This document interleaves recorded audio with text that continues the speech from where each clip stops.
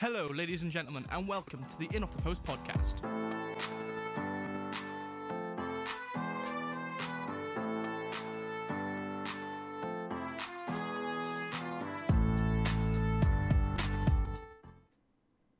Hello, ladies and gentlemen, and welcome to the In Off the Post podcast. I'm your host, Daniel Bevan, and we're here just doing a little quick update. I'm with Ross today. How are you doing, Ross? I'm doing great, thank you. How are you doing? I'm doing well. We were good this year. Santa's brought us some new equipment, so we're trying out. This is a bit of a test, but we'll talk a little bit about football as well, I'm sure. So tell us a bit what we're doing. So basically, we've both been very good this year. So Santa has brought us some equipment so that we can take this podcast on the go, basically. We may have mentioned it previously in previous episodes, but we've each got microphones now so we can record at home. I'm currently about half an hour away from Cardiff at the moment, at home, spending the holidays with my family, and yeah, just testing it out, really, see what we can do in the future. Yeah, I mean, this is fun, and it means that it doesn't take an entire day to record and edit a podcast. We can, do a couple, if We can do wanted it to. anytime, anywhere now, so we don't need Exactly. to rely on the bookings of the rooms in uni, which have been the bane of my life so far this year. Bane of all of our lives. Oh, I don't even want to. People won't know this, and I won't go into too much detail. But the hassle surrounding doing the Dom James interview was so taxing that before we did the show, I was like, can we just not? This is just not something I want to do now. I'm bored. I need to relax. But it ended up being a really good show, and the response from that has been really good. So thank you very much for that. Yeah, Dom has since released his EP, The Thought Process. You should all check that out. Really good, What really good what stuff. did you? I was gonna say, what did you think of it? Because I really liked it. It is really good. Like It's mad to think that it's just produced by fellow students in our uni and some of our friends as well. It's just mad to think absolutely, that.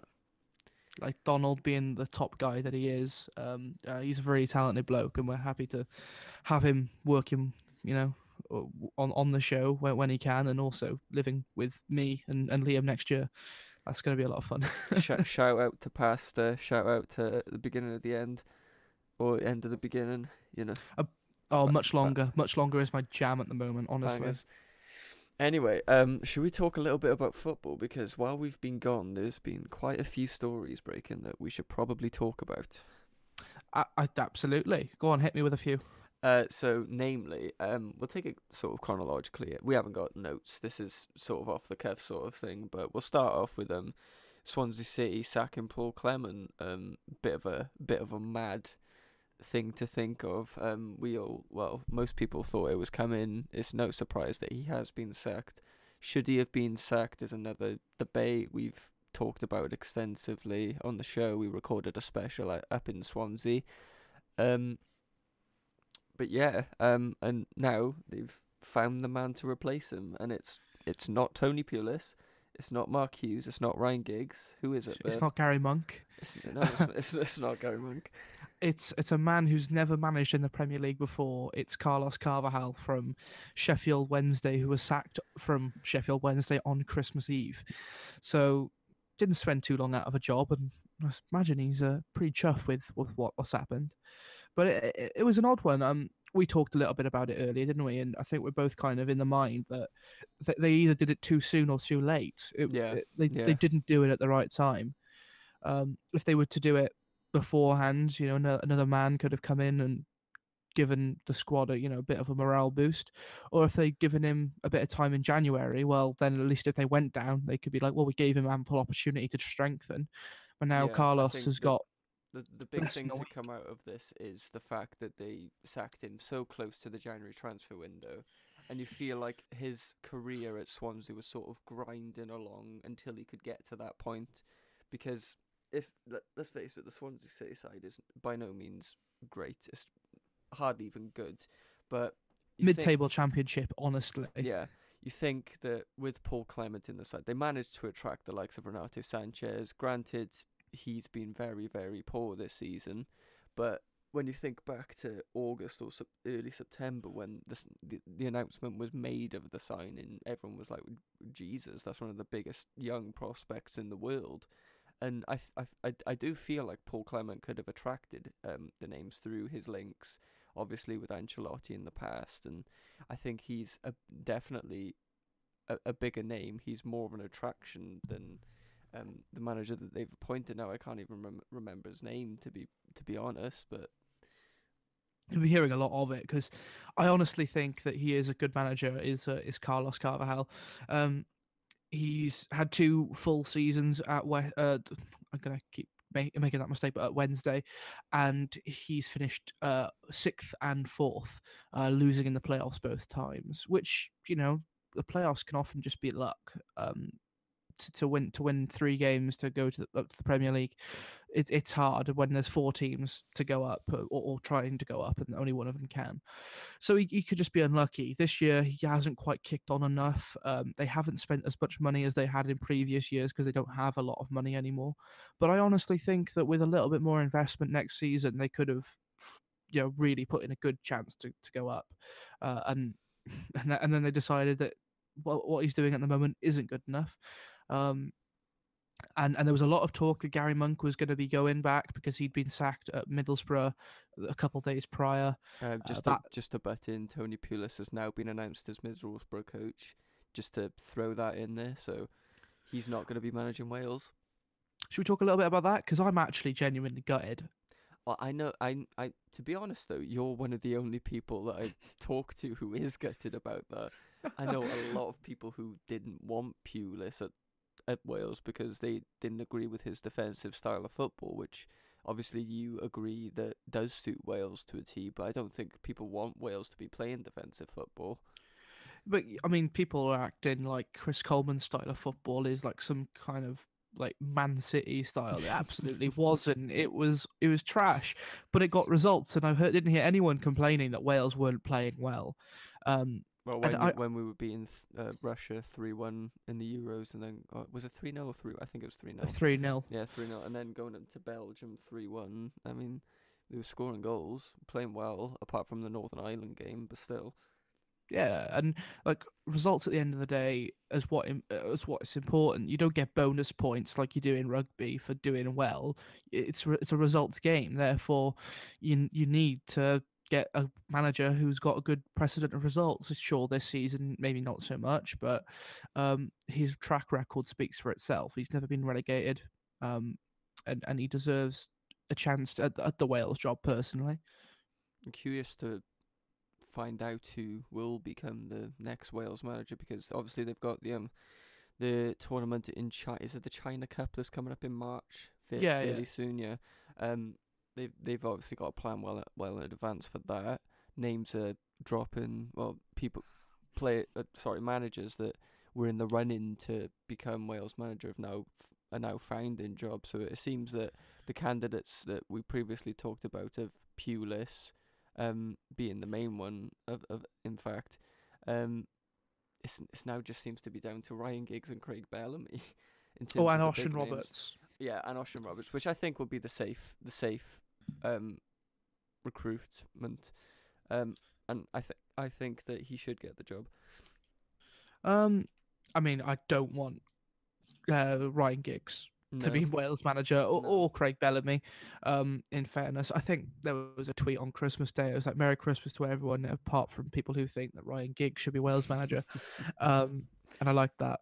The people are still saying Carl Robinson, but like, why? I don't understand. Just because he's done well in the MLS doesn't mean that he can manage a national team. It's such a silly thing to think.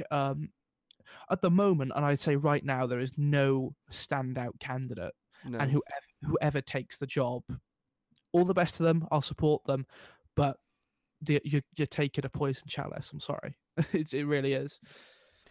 No, that's fair enough. Anyway, that's enough about the Wales manager job. Should we talk about one of the biggest of news stories to come out in recent weeks. This is Liverpool signing Virgil van Dijk finally for £75 million though. When you talked about biggest news story, I thought you were going to talk about the royal engagement then. Oh yeah, sorry. that's for another podcast. We're working on that. Oh, big up Meghan and Harry. All the best to you guys. But Virgil van Dijk, £75 million, and Neil Warnock says that Sol Bamba is a better defender than him. I'm not. Did you see that? I didn't see that. No. When did that come out? That was. Oh, you did say earlier, didn't you, that you hadn't been on Twitter much today? No. Because Cardiff are on the telly tomorrow night again. There was a lot of press at his presser, and he said that he was asked to give a comment on it, and he's like, "Well, honestly, I had a chance to sign Van Dijk at Palace for £6 million, and I turned it down because." This, that, and the other reason. And then he said what he's got now, Sol Bamba is a better defender than Van Dijk. He's not better on the ball, but he's a better defender. And I thought he loves a good bite, doesn't he? He just loves a good bite. Plenty of journos there at the conference, needed to give them something. Make their career. Yeah, well, I'm sure as a journalist, if I was there, I'd certainly take that and run with it. But anyway, I would have put my hand through the keyboard. How quickly I was typing that. But anyway, do you think that Virgil van Dijk is worth £75 million? No, but I don't think it matters. Personally, I do agree with what Jurgen Klopp said. It's like, don't think about the price tag. Think about how he performs. And also, it's an investment. So, sure, 75 million is a lot of money now, but in 4 years' time, we might just look at that and go, well, tell you what, they got their money's worth. Yeah, but we talk about these inflated prices, and I'm not even sure what was the figure coming from the summer. I think it was more like £60 million or something was what they initially bid, but it's just £75 million for a defender whose team is like barely cracking top 10. He is now the 9th most expensive player in history, which is mental. And when you think that, granted, Lukaku costs the same amount and is arguably a player who's less in form, but who would you rather have at front at the moment, Van Dijk or Lukaku? Well, I mean, I'll put it this way: Liverpool were in desperate need of a defender, and the best option that they could have hoped for is Van Dijk, and it's good that they've got him. But £75 million. If you think that if they let Coutinho go for just over 80, they're barely making their money back, and they're letting one of the world's best attacking midfielders and wingers go.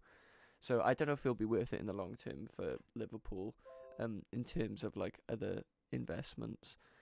But it is a good signing. I think there will be a better team because of it, and at the end of the day, that's all that matters. I definitely agree. But the thing is that they've been after that guy for like 6 months now. There was that whole thing about tapping up.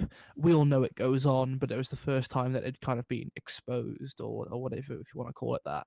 And I do think that genuinely they were so far after him that he's exactly what Klopp wanted, that they didn't care how much they paid. They could have paid 20 million more, and they would have, or 20 million less. We, along with many other figures in the footballing world, have talked about Klopp's stubbornness, and even in his team selection, Klavan and Lovren are still starting, but if you do feel like if he does have his heart set on a player, then he is going to get that player. Van Dijk's not going to like completely fix their defensive worries, but he is now the best defender they've got at the club. Immediately, he's probably the first ever attacking centre back I've ever seen. The way he actually does dictate play up front from what he does at the back is quite incredible. And what Southampton got for however long he was there, 2 or 3 years, he was a quality player. He was an incredible player. No, it is interesting to see him choose Liverpool ahead of, I know he's heavily linked to Man City as well. They could probably do with another centre-back, maybe another full-back even. But Liverpool should now focus on getting another goalkeeper. Let's be fair about that. I saw a tweet the other day. I say I haven't been on Twitter, but the other day I saw, I think it was Specs from Filthy Fellas, if you watched that. really funny guy. But he was basically saying like, all right, Liverpool, you've spent £75 million on a centre back, but you've still got Mignolet in between the posts. So I saw something along those lines. It might have been the same tweet. But yeah, you're right. There's definitely some goalkeepers out there who are benefiting from being in front of good defences. But you still need to be able to pull off the saves when you need to, and Mignolet is just far too shaky, as is Lloris Karius. And like Danny Ward, like the Welsh goalkeeper, still in his mid-20s. Why doesn't he get a shout? Like he's a good goalkeeper. He was quality in the Championship last season, and you didn't want to sell him. You didn't want to loan him out. So now he's your number 3. It's just a waste. So where do you think Liverpool should go from this? Do you think, because this, for me, this more or less secures top 4 for Liverpool now, especially with how Spurs and Arsenal have been doing in recent weeks. Well, Spurs have obviously coming off the back of a 5-2 victory, but they're still, I think, in 5th place, I want to say. I'm literally about to look at the table now. I'm loading it up. I'm fairly sure Burnley got knocked out for 7. Oh, they're 4th now. Okay. So that means Liverpool are 4th, I should say. Sorry, Burnley are 7th. Yeah. Okay. So Arsenal. That means Arsenal are 6th. So I think this does more or less secure top 4 for Liverpool, if I'm honest. Yeah. I mean, I don't see why not, and I don't see why Liverpool fans can't maybe think they can try and go a bit higher. They are 4 points behind Chelsea, who have been, teetering around, flirting with the idea of having a bit of a collapse at the moment. But they're still only 1 point behind Man United, are Chelsea. So yeah, and that's after many United cock-ups. But we'll see, because obviously United are playing Southampton on the weekend, which is going to be interesting. I can't wait. That's going to be a fun game. I'm dreading it. I've got the weekend off as well, so I'm going to be just sat in watching football all weekend. So How is Abel? What's that? How is Abel? That was a weekend joke. Get it? Oh God. But that's the kind of witty banter that people have come to expect from this show. I hope they know that this isn't even an A show, and I'm still coming up with comedy gold. Oh Lord! But I do think Liverpool have the second best attack in the league at the moment in terms of form. Mo Salah is one of the best players in the league at the moment. I do think Firmino is quite underrated, and Sane and Coutinho, obviously, they're them. Yeah, I mean, like, I watched the Swansea game on Boxing Day, and they just tore Swansea apart like you expect them to, and it was kind of routine. They didn't really look to come out of second gear and still won 5-0. No. Anyway, is there anything else that's happened in the world of football do you think is worth talking about? I've just been enjoying my holidays. me too. You know what? I've been watching the odd game here and there. I didn't even watch any games, any of the midweek games. I couldn't be bothered. That's nice to have a bit of a break. I'm a bit too addicted to football. Did you see what happened with the Bournemouth and West Ham game in the last minute? No, I didn't. Oh gosh, the storm was kicked up over that. I'll give you a quick synopsis. So it was 3-2 in the last minute. West Ham were up. Bournemouth have got a free kick inside their own box. Whip it in. Nathan Ake heads it down across goal. Callum Wilson appears to header it in, and then the linesman flags for offside. No goal. But they're adamant then that Callum Wilson didn't touch it. So the referee, who I think was Bobby Madley, I want to say, went over to the linesman, spoke about it. They decided there and then that Callum Wilson didn't touch it, so gave the goal against the linesman's decision. And then it turned out that not only did he touch it, he touched it with his arm. So it was a handball, and he was offside, and it wasn't given. But then the referee gave it. That's really poor luck for West Ham there, considering that David Moyes has been doing quite well at West Ham. I mean, they were in the relegation zone earlier, a couple of weeks ago, and now they're only just out of it. But if they had won that game, they would have gone up to 14th. But yeah, that's what I was reading earlier, was that the gap between 1st and 4th is now bigger between the gap of 4th and like 17th or something stupid like that, which is mental. But I mean, I read something earlier about him talking to Arnautovic, telling him that if he doesn't run, he doesn't play. And since Arnautovic has scored, I think, in his last 2 or 3 games, which is quite the turnaround, because when Arnautovic is on form, I think he's a really good. He's a really great talent. Oh, I like watching him play. He's just one of those players that you may not necessarily like him because he can get on your nerves. Some of the stuff he can do is incredibly impressive. Anyway, another little talking point. We haven't got the soundboard, but little bit of Kane watch. Kane watch. There you There go. that's the soundboard. That's the soundboard. But yeah, Harry Kane is now top scorer in the Premier League on 18 goals, just coming out of nowhere, taking over Mo Salah. How mental is that? 2 hat-tricks in 3 days. Also, the top goal scorer in 2017. Breaking Alan Shearer's record for the most number of goals in a calendar year in the Premier League. I don't know when that became a thing, probably this year, when people started caring about it. But, I mean, we've said it before, like, he is another tier. In a calendar year, he scored more goals than Messi and Ronaldo. That's crazy. Like, he's just an iconic player. I don't understand how people are not jumping on the hype train more. I understand Spurs fans and a few England players fans are, but like, I still see Arsenal fans being like, yeah, but like, he'll fall off eventually. No, you watch this kid. If he stays his entire career in the Premier League, I mean, he's going to score 300 plus. He has all the potential in the world to become the Premier League's best ever striker. No doubt. He's only like 24 as well, which is ridiculous. It's ridiculous that he's this experienced in the Premier League. He's done it all. Like, he's done this much and he's still only 24, basically. Yeah. Look, I mean, we could talk about him for days, but pretty much everything has been said that couldn't be said about him.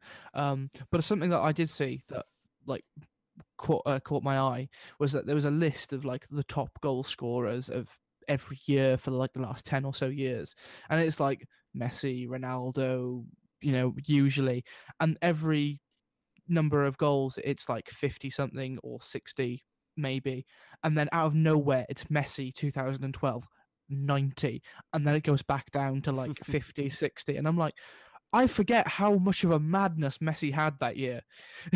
It was crazy. Yeah, people do seem to forget the Messi's prime years, because Ronaldo is definitely competing with him in the last recent years, but when Messi was by far like head and shoulders above the rest in terms of best in the world, he was an unbelievable player. If there was going to be a football funny this week, which there isn't, then it would definitely be an exchange that I saw on Twitter, which was someone said that Alvaro Morata has now scored 50 goals in his like professional career, whereas Harry Kane scored 56 this year alone. Yeah. And then someone said, but Morata's got more trophies. Then out of nowhere, some other guy just comes into the conversation, says, who do you think's better? And this guy says Messi. And he says, well, Ronaldo's got more trophies. That was funny. Well, it doesn't matter, does it? It doesn't. One last thing on Harry Kane is, if he was any other player of a higher caliber or a bigger club, people would be considering him in the top 3 strikers in the world. If he was at United, do you understand what would happen right now? Don't.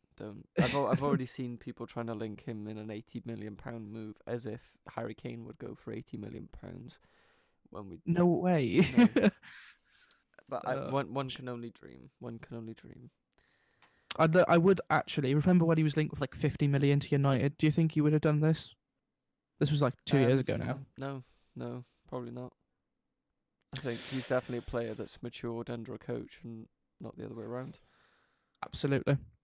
Right, well, I think that's pretty much all we've got to say. Like I say, this was a little test and I suppose a little bit of an update. We're not going to set a date necessarily for when we're going to be back, but we're hoping that now that we've all got microphones and whatnot, that we'll have a better chance of getting content out to you regularly when we've got busy schedules coming up over the next 2 or 3 months with uni and whatnot. So thank you very much for listening and goodbye.